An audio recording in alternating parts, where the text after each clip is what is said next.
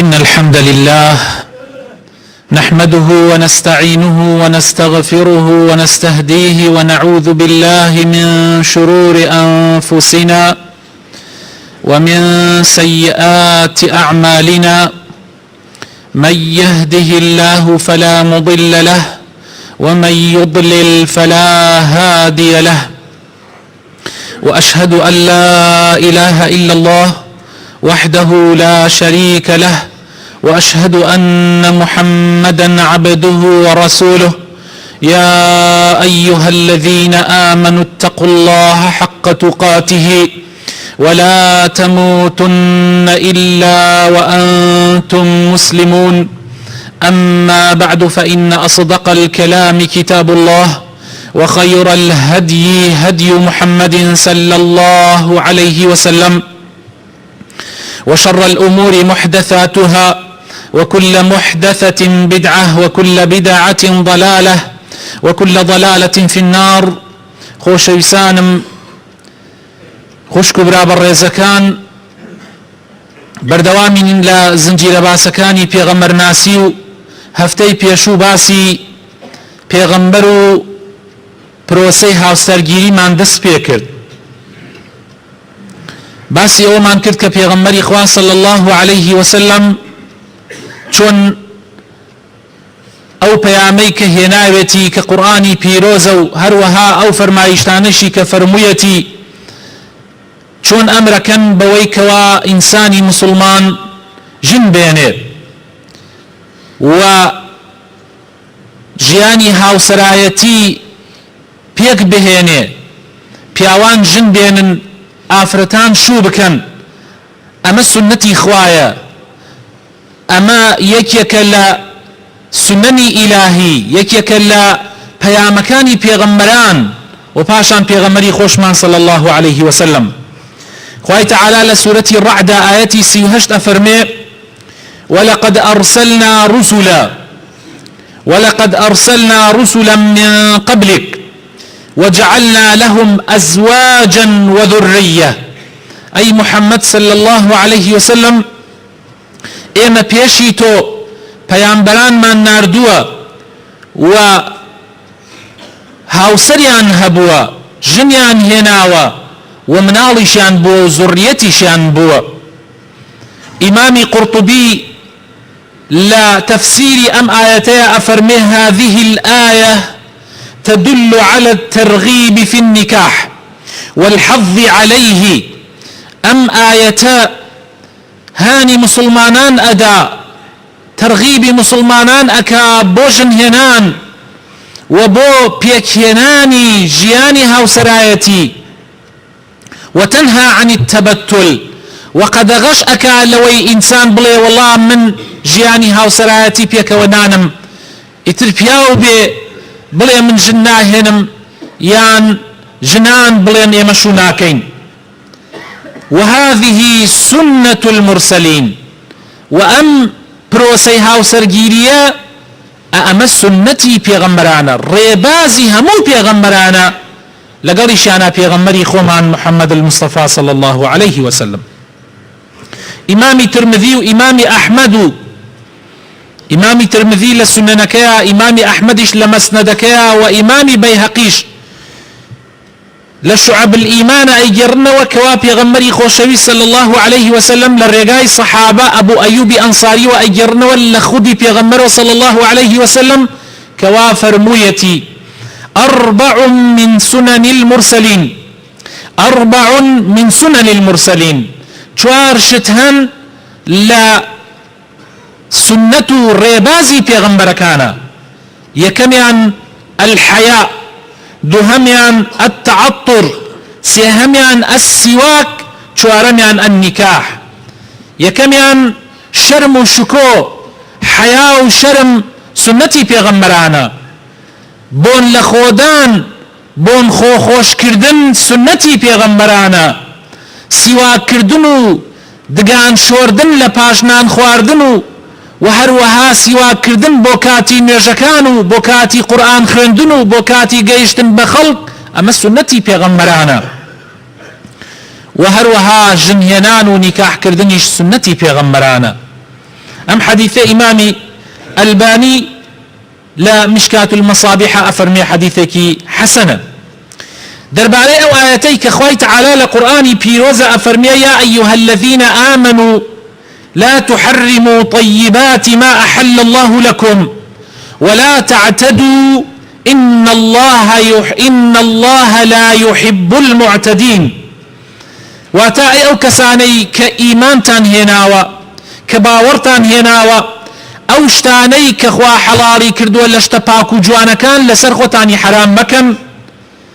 وتعدا مكن واتا زيادة الروي مكن للسنور در مچن خواي قورا أو كساني خوش ناويك للسنور دراچن.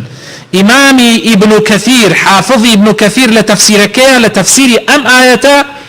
أفرمي قال علي بن أبي طلحة عن ابن عباس رضي الله عنهما نزلت هذه الآية في رهط من أصحاب النبي صلى الله عليه وسلم قالوا نقطع مذاكرنا ونترك شهوات الدنيا ونسيح في الأرض كما يفعل الرهبان. ابن عباس فرمي كوملك لأصحاب كاني بيغمر صلى الله عليه وسلم برياري عن داوت يعني اما تريك لا أبينو بعبادة كردن واز لا حمو شهواتي دنيا دينين تنانت خو مانش أخسينين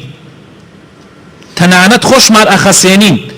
وواز لهمو شهواتك دنيا دينين والرؤى كين دشتو دركان خريج عبادة أبين وكو الرهبان كاني مسيحي أواني بيشي إيما أم هوالا قشت بيغمر صلى الله عليه وسلم فبلغ ذلك النبي صلى الله عليه وسلم فأرسل إليهم ناردي بشوين يانا فذكر لهم ذلك بي فرمون براست إيواتان وتوا وتيان قالوا نعم فقال عليه الصلاة والسلام لكني أصوم وأفطر وأصلي وأنام وأنكح النساء فمن أخذ بسنتي فهو مني ومن لم يأخذ بسنتي فليس مني. فنزلت هذه الآية أم آية لبارئ أمو دابزي كبيغمر صلى الله عليه وسلم أوي بيس ناردي بشين أو أصحابانيا هاتن بولاي فرمي براستي إيواتان وتوتان أخومان أخسينينو خريكي عبادة أبينو وازد الدنيا دينينو حرشي شهواتي خواردن و رابواردن و امانه هوازی له هنین وتیان بڵێ ئەی پێغەمبەری خۆی ئێمە حەزەکەین خوا لێمان ڕازی بێ فەرمووی بەڵام من وەک ئێوە نیم من ڕۆژوو ئەگرم جارجاریش نایگرم ڕۆژووی سنەت مەبەستی فەرزەکە نییە ئەوە فەرزەکە فەرزە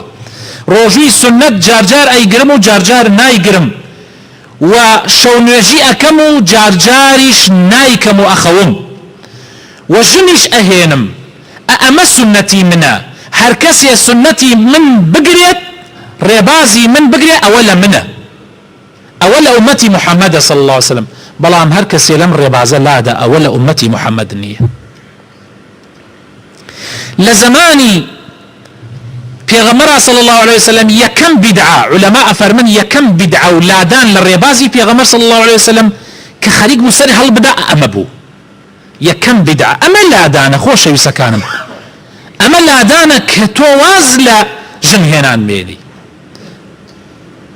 اما لادانا للربازي پیغمبر صلى الله عليه وسلم لبروي وكو عرزم كردن لهفتي بيشوا پیغمبر فرمويتي بباوكان فرمويتي اگر خلقات داواي مناڵەکانتان کچەکانتان پیان ندن فتنەیەکی گەورە لەسەر زەویە پیا ئەبێ فەساد پیا ئەبێ چونکە ئەو غەریزەی ژنهێنان و هاوسەرگیریە تێرکردنی لایەنی جنسی ئینسان ئەمە طبیعەتێکی خولقێکی خواییە خوا لە گیانی هەموو ئینسانەکانە دروستی کردووە ئەگەر تۆ بتەوێ ڕێگری لێ بکەی بەسەر تا باز ئەدا وەکو ئەوە وایە بتەوێ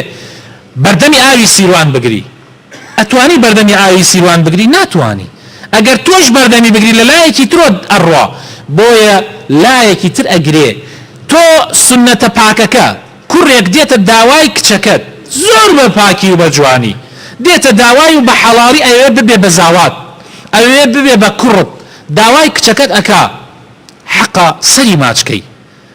والله ناوێم حەقە دەستی ماچکەی خۆی لە ڕاستیە ئەو حەقە دەستی تۆ ماچکە بەس لەم زولفە حەقە دەستیشی ماچکەی چونکە داوای کچەکەت ئەکا و ئەوێ ناموست بپارێزێ ئەی ئەتوانێ بە ڕێگایەکی تر بیکە ئەشکرێ و ڕۆژانەش ئەیبینین ئەوانەی کە منعی کچەکانیانەکەن بە ڕێگایەکی تر کچەکانیان ڕێگای تر ئەگرنە بەر کوڕەکانیان ڕێگای تر ئەگرنە بەر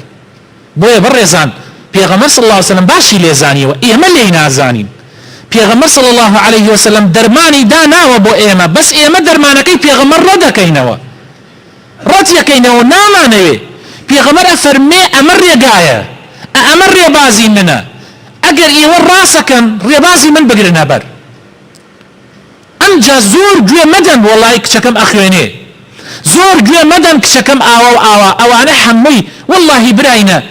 قەیرە ئەمەنە زۆر بووە بێوەژن ئەوەنە زۆر بووە سنووری نەماوە وەڵڵا لەم عێراقا بەس عێراق 1 ملیۆن بێوەژنی تایە 1 ملیۆن بێوەژن لە عێراقا هەیە بێجگە لە کچی قەیرە کە ماڵڵەیە کچی قەیرەی تیانە بێ دەگمەن مەگەر یعنی براینە ئاخر نابێ ئێمە گوێ لەمە بخەفێنین نابێ گوێ بەم شتانە نەدەین ئەمە هەمووی نەتائیجی خراپیە بێ تۆ خۆت وەکو باوکێک وەکو پیاوێک یعنی ئەگەر یەک شەو خێزانەکەت لە ماڵ نەبێ دنیات لێ دێتە یەک بەڵام زۆر ئاساییە لە لاتۆ کچەکەت تەمەنی لە 14 ساڵانەوە لە 12 ساڵانەوە کچ بالغە بێ 13 14 15 16 ئەگا بە 20 ئەژە مناڵە 8 ساڵ ئەژێ مناڵە هەیە وەڵڵا گەیشتۆتە 30 هەر ئەڵێشتان پەلەی چێتی ئەی تۆ خۆت یەک شەو خێزانی خۆت بنێرەوە ماڵی باوکی هەرچی کێشە هەیە لەوە دروستەوە پیاوان ژنەکانیان ئەڕۆنەوە زۆرتر بۆ ماڵی باوکیان کێشە دروستەکەن ئەی باشە قەینا بیر لە کچەکەت ناکەیتەوە ئەمەش ضرورە ئەو برایانەی کەوا عەرزی عەزەڵات بەسەر خوشکەکانیان ناکەن خۆیان ئازابن ژن نەهێنن بەڵام لەم لاوە هەر کەسێ دێ و ئەینێرنەوە بۆ ماڵ کاکە نایدەین ئێمە کچ نادەینە شوو ئێ کاکە تۆ ژنەکەت بنێرەوە بۆ ماڵ ئەیکەی ئەخر براکەم نابێ ئەمە والله ئەمە مخالفەیە والله هەر عادەیەک مانگانە کە بەسەری ئەو کچەیە دێ والله تۆ گوناحباری والله تۆ ئەوە ئەبێ ببێ بە مناڵێکی ئومەتی محەممەد صلی الله عليه وسلم پێغەمبەر صلی الله عليه وسلم ئەفەرمێ ژن بێنن با مناڵ زۆر بێ ئومەتی محەممەد زۆر بێ سەڵاوات زۆر لەسەر پێغەمبەر بدەن زیکری خوا زۆر بکەن شانازیتان پێواکەم لە ڕۆژی قیامەتە تۆ هەمووی منعەکەی تۆ ئەوانە منعەکەی نایەنی ئەو مناڵانە دروست ببن ڕێگای لێ ئەگری واللهی براکانم وا بڕوا زۆر خەتەر لەسەرمان ئەنشێ زۆر خەتەر لەسەرمان ئەنشێ و ئەبێ ئاگامان لە خۆمان بێ شتێ منع بکەی ئەو ئاەتەوە معناکەی وایە خوای گەورە فەرمێ یا ئەیها الذین آمنوا کێ ئەوەیە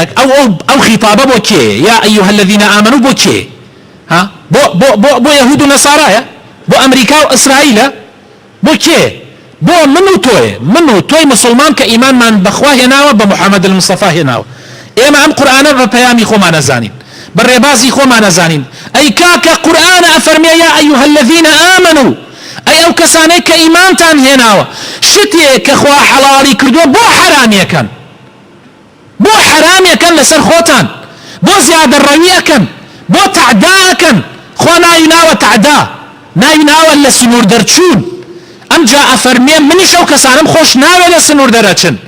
ئەو کەسانەی لە ڕێبازی قورئان لادن لە سنەتەکانی پێغەمبەر لادن لە ئومەتی محەممەد نین ئەفەرمێ فەلەیسە منی فەرمون کاکە ئەو گوێ بگرن لەم حەدیثەی پێغەمبەر صلی الله عليه وسلم ئیمامی بوخاری لە ئەنەسی کوڕی مالکەوە ئەیگێڕێتەوە ئەفەرمێ جاء 3 رهط إلى بيوت أزواج النبي صلى الله عليه وسلم ئەمە تەنها لە یەک شوێن ڕووی نەداوە لە زەمان پێغەمبەر صلی الله عليه وسلم چەند جار دووبارە بۆتەوە ئەفەرمێ هاتنە خزمەتی 3 نەفەر هاتنە ماڵی خەزانەکانی پێغەمبەر صلی الله عليه وسلم يسألون عن عبادة النبي پرسیاریان لە عیبادەتی پێغەمبەر کرد صلی الله عليه وسلم فلما أخبروا كأنهم تقالوها کاتێ بوتیان پێغەمبەر ئاوا عیبادەتەکە وەکەمیان زانی يعني كانوا پێغەمبەر هێشتا کەمی کردووە أي رأوا أن عبادتهم قليلة أمام عبادة النبي صلى الله عليه وسلم فقالوا وتيان وأين نحن من النبي صلى الله عليه وسلم ئێمە لەکوێ پێغەمبەر خوا لە گوناحی پاش و پێشی خۆش بووە کاکە قد غفر له ما تقدم من ذنبه وما تأخر بۆ یەکێکیان لەوێ یەکسەر قەراری دا ئەمە هێشتا ژنەکانی پێغەمبەر گویان هاپێەوە خانوادەی پێغەمبەر صلی الله عليه وسلم دایکی ئیمانداران گوێ هاتپێەوە یەکێکیان وتی ئەمما ئەنە فإني أصلي الليل أبدا یەکێکیان وتی ئیتر قرار بێ من هەموو شەوێ هەر لە بە ئێوارەوە حتا بەیانی شەو نوێژیەکەم شەو نوێژیەکە کاکە خواپەرستیەکە خراپە زۆر زۆر باشە یەکێ شەو نوێژی بکە هەر لە ئێوارەوە حتا بەیانی چی خراپێکی تایە ئەو کابرا بڕیاریدا شەو نوێژی بکە بەڵام میزان لای پێغەمبەرە لای ئێمە نییە بە میزاجی من شتێ چاکی کردووە بەس بزانم ئایا بە میزانی پێغەمبەر صلی الله عليه وسلم بەم شەرعی قورئانە ئەم پیاوە شتێکی چاکی کردووە تەماشاکە وقال آخر یەکێکی تریان وتی أنا أصوم الدهر ولا أفطر من هەموو 365 ساڵ هام بەڕۆژوو تەواو بڕیاریدا چەند ڕۆژە ساڵەکە کامل ڕۆژ وەگرم قەت تەرکی ناکەم ئەوی تریان وتی چی وقال آخر أنا أعتزل النساء فلا أتزوج أبدا من ئیتر لە ئیسەوەدا دوورەگرم لە ژنان وە ژن ناهێنم هەرگیز فجاء رسول الله صلى الله عليه وسلم إليهم پێغەمبەری خوا صلى الله عليه وسلم هاتەوە طبعا هەواڵەکەیان پێدا لە ماڵەوەتیان وەڵا کۆمەڵێک هاتن ئاوایان وتووە پێغەمبەری خوا صلى الله عليه وسلم فەرمووی چووە طبعا روايات زۆرە ئەم مەوزوعە یەکێک لە ڕوايەتەکانی ئەڵێ پێغەمبەر صلى الله عليه وسلم چووە سەر منبەر زۆر تووڕە بوو فرمووی أنتم الذين قلتم كذا وكذا ئێوە بوون وا هاتوبوون بۆ ماڵەکەی ئێمە ئاواتان وت و ئاواتان وت وتیان بەڵێ ئەی پێغەمبەری خوا فەرمووی ئەمما والله گوێ بگرن براینە فەرمووی ئەمما والله فەرمووی ئایا بزاننەوە سوێن بەخوا إني لأخشاكم لله بەهۆی ئەوە ئەم پێغەمبەری خوایە و خوا هەڵی بژاردووە لە هەموومان زیاتر لە خوا ترسێ گومانمان هەیە ئێمە لە پێغەمبەر زیاتر لە خوا ترسین ولا پێغەمبەر زیاتر و ئەتقاکم له لە پێغەمبەری خوا صلی الله عليه وسلم زیاتر ئێمە خۆمان ئەپارێزین لە نافەرمانەکانی خوا نا هەرگیز حاشا پێغەمبەر صلی الله عليه وسلم لە هەموو شتێکا قودوە و سەرمەشق بووە لكني بەڵام بزانن من ڕۆژوو ئەگرم أصوم وأفطر وأصلي وأرقد وأتزوج النساء فمن رغب عن سنتي فليس مني يعني ئەوە وتان هەمووی غەڵەتە من شەو نوێژیەکەم حتا دیاری کردووە شەوێک ئاوا نیم سعات پێشی نوێژی بەیانی بە نیم سعات تۆزێ زیات زووتر تۆزێک زیاتر کەمتر حەسب توانە جارجار شەو نوێژی بکە و جارجار مەیکە جارجار بخەوە و جارجار ئیسراحەت کە نابێ عەزیەتی خۆت زیاو بدەی و ڕۆژوگرتنیش پێغەمبەر صلی الله عليه وسلم لە مانگێکا 3 ڕۆژی داناوە ئەگەر زیاتر حەزت لێکرد جارجار 2 شەمان و 5 شەمانیش بگرە و تەواو نامێ عەزیەتی خۆت زیاتر بدەی مەگەر یەکی هەر زۆر حەزی لێ بکە ئەویش ئەبێ ڕۆژێ بگرێ ڕۆژێ نەگرێ ئەمە ڕۆژووی داوود عەلەیه السلام هی پێغەمبەر داوودە پێغەمبەر صلی الله عليه وسلم فەرموویەتی خوا خۆشی ئەوێ ئەو ڕۆژوە هەر کەسێ هەر زۆر حەزەکە با ڕۆژێ بە ڕۆژوو بێ ڕۆژێ نەیگری نەک هەموو ڕۆژێ بە ڕۆژوو بێ ئەمجا فەرمووی وە ژنیش ئەهێنم ئەمە سنەت و ڕێبازی منە کێ لەم ڕێبازەلادا لە ڕێبازی من لای داوە بۆیە خۆشەویستەکانم لە زمانی پێغەمبەر صلی الله عليه وسلم چەند سەحابەیەک عوثمانی کوڕی مەضعون کە برای شیری پێغەمبەر بوو صلی الله عليه وسلم ئەم سەحابەیە ئەبوو دەردا سەحابەیەکی زۆر بەڕێز ئەبوو دەردا عەبدوڵڵای کوڕی عەمری کوڕی عاس ئەم ئەسحابانە ژنیان هێنابوو وازیان لە ژنەکانیان هێنابوو ژنیشیان هێنابوو وازیان لێیان هێنابوو یعنی قەزدمانەوەیە کە نزیکی ژن نەئەبوونەوە ئیلا کەم نەبێ کە ئەم خەبەرانە ئەگەشتە پێغەمبەر صلی الله عليه وسلم زۆر بێتاقەت ئەبوو زۆر تووڕە ئەبوو زۆر لەمە تووڕە ئەبوو ئەی فەرموو ئەمە کەی ڕێبازی منە باشە ئێوە من بە سەرمەشقی خۆتان نەزانن یا بە ئارەزووی خۆتان عیبادەتەکەن ئەوان نیشانەندەی پێغەمبەری خوا تۆ سەرمەشقمانی دەی فەرمووی ئەگەر من بە سەرمەشقی خۆتان نەزانن من ڕێبازی من ئاوان نییە ڕێبازی من ئاوان نییە بۆیە پێغەمبەری خوا صلی الله عليه وسلم وكو إمام أحمد يرتوى كان رسول الله صلى الله عليه وسلم يأمر بالباء بيغمر أمر يكد بجنهنان وباتي قلبون لقل خيزانا لقل معلوم منالا وعبادته أي فرمو وينهى عن التبتل نهيا شديدا وزور قد غي لو كسانا أكد كأيلين إما ولا شناك نياجنا هينين وأي فرمو تزوجوا الودود الولود فإني مكاثر بكم الأمم يا الأنبياء يوم القيامة جن بينن بامناوتان زور بي من لروجي قيامتها شانازي بزوريكتانا وأكم لبر أو خوش يسكانم علمايان أفرمن أم حديثانا معناه أويك جنينان وكو واجب واي لواجب ونزيكا وجنهينانيش لحرام بون ونزيكا كابرايا كاتا لاي خيزاني بيغمبر صلى الله عليه وسلم عائشة لدواي وفاتي بيغمبر صلى الله عليه وسلم ديال أما هرماوة هرش أمينتها إمروي خومان هاتا لاي خيزانكي بيغمبر صلى الله عليه وسلم فرمي من حزكم جنهينم وازلا جنهينان بينم فرمي نكي اشتوابكي نكي اشتوابكي جنهينان ريبازي بيغمبر كان وازلهناني يكيك لقناح كان أبي إنسان آقادار به هر لبر أو شدادي كري أوس صحابي بيغمبر صلى الله عليه وسلم هردو چاوي لدس دابو هردو چاوي لدس دابو نابو لقل أويشا أي فرمون زوجوني فإن رسول الله صلى الله عليه وسلم أوصاني أن لا ألقى الله أعزبا أي فرمون جنم بو بينن بيغمبر وصيتي بيكردم بعازبي نقرمو بولا إخوة بيغمبر وصيتي بيكردم بعازبي نقرمو بولا إخوة سيدي إيما وقوري إيما معاذ كري جبل صحابي بيغمبر صلى الله عليه وسلم قنجبو يشتا مد كاتيا وين بو جنبيني يعني بوي ريك نكوتو بو جنبيني توشي نخوشيك هات لطاعوني عمواسا ايتر نخوشيك السلا مرقبو اي فرمو اگر بو يكشويش بي با جنم بو بينن يعني هاوس جياني هاوس راياتين بو ريك بخن لبروي حزناكم بأعزوي بقرمو بلاي بيغمبر إخوة صلى الله عليه وسلم حزناكم للروجي قيامتها بيغمبر بيان بقاتو بلا جنتي نابل النم هناو عبد الله كري مسعود أفرمي أقر بزانم دشو ما ولا جيانا اتر يكسر دواء وأمرم خبرم بيا بدن بلين دشوت ما دواء وأمري علي أبو أو دو الشواجر بي من جياني هاو سراياتي بيك أهينم أما مقصد شيء الليلة مقصد أويك أما چند قوريو چند خطريش إنسان بعازويان بجنه هناني براتو بلا إخوة تعالى إمامي أحمد أفرمي من دعاك إلى غير التزويج هر كسي بيه وتن كاكا جن مهنا بخوا جن هنان قرصة وأركي قرانة اتر ألو بيان والشيطان يعني كواد روسيا كان هر كسي واي بيوتي فقد دعاك إلى غير الإسلام أو بانجي كردي بولاي آينيكي تر غير الإسلام لبرا خوش يسكانم أبي آقامان لخومان بي أبي زور وريابين أمهم أمرة بو جنهنان أمهم قدغة كردنا لجنهنان أبي برامان شاء الله كيني يعني براسي أبي برنامتها بي عرزي شمكردن برنامج أولنية كوا إمرو خلق قردوية دم خامي باش سيارتها بي مالكي باش معاشكي باش ترتيباتكي باش ناوماليكي باش دوای ئەوە بەڵاژ نەهێنم یا تۆ بەمەرج ئەمانە بگری لەسەر ئەو کەسەی کە کچەکەتی پێدەی واللهی براینە ئەمە هەمووی پێچەوانەی ڕێبازی ئیسلامە